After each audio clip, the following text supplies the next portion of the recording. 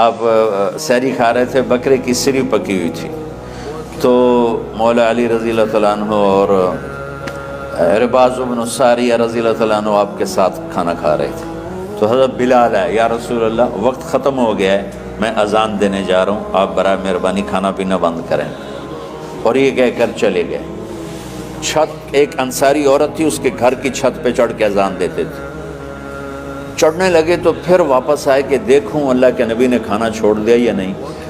آ کے دیکھا تو وہ کھا رہے تھے۔ انہوں نے کہا یا رسول اللہ واللہ لقد اصبحت، یا رسول اللہ اللہ کی قسم سحری کا وقت ختم ہو گیا، صبح ہو گئی۔